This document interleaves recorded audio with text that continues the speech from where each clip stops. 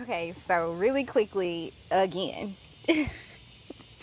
I just filmed this video, but like I made a mistake and showed my car tag, so I ain't taking no risks. So I'm back at it again, but this is what I'm trying to show y'all. Y'all, I'm happy to be back home.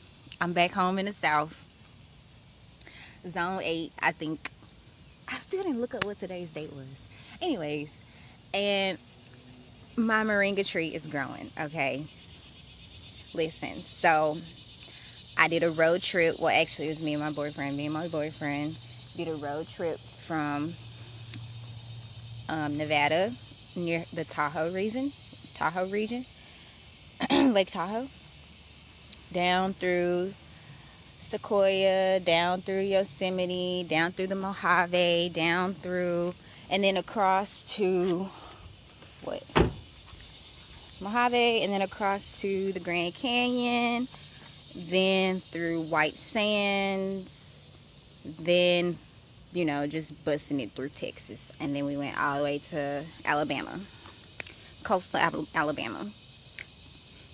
This tree, this baby tree, because I planted it in April, transplanted it in May, about a month later.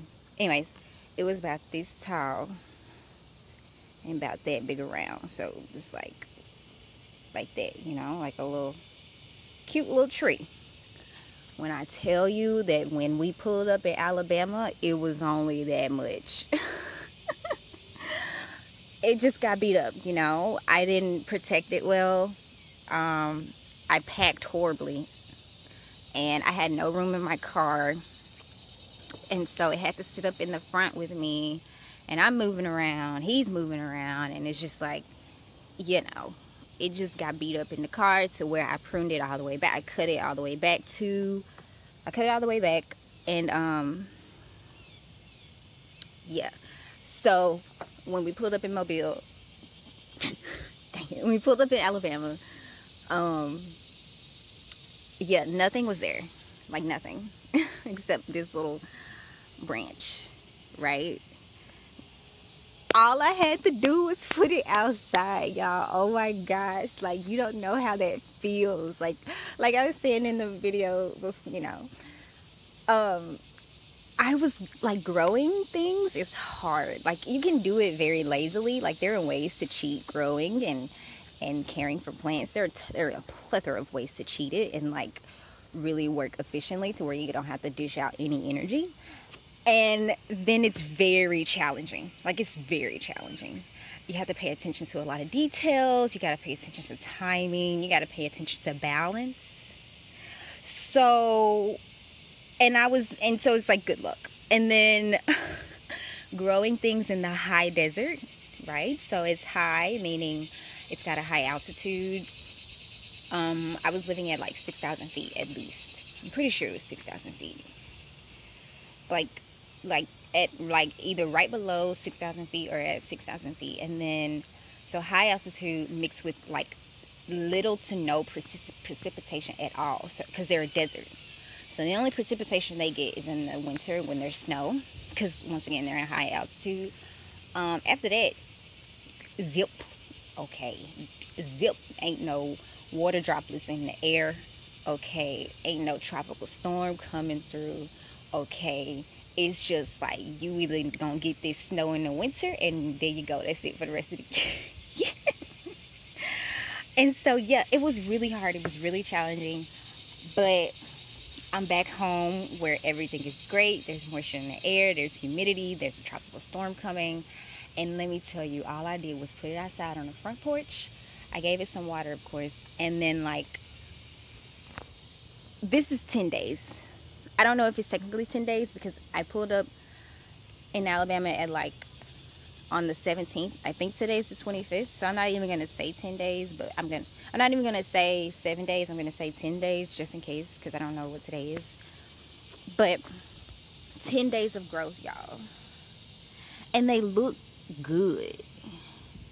You know what I'm saying? Bruh, I'm so happy, y'all. I'm so happy to be home. I'm so happy to be home where it rains. Like, look at the clouds. Like, that's so great. It's finna rain, bro. And then I took some cuttings. I went for a walk and saw some vines I like, so I took some cuttings. I think this is a mimosa, some type of mimosa, not necessarily like a drink or some exotic fruit that you know, whatever. The point is, I think it's something, and I think I'm just gonna grow it by seed and not by cutting. But yeah, this is a good time to go out and get cuttings if you want to, because I'm seeing a lot of forward baby growth. That is what you need to start a good cutting. You don't need something with wood on it. I mean, you can, but like what you want is that new, fresh, flexible, bendable baby growth. And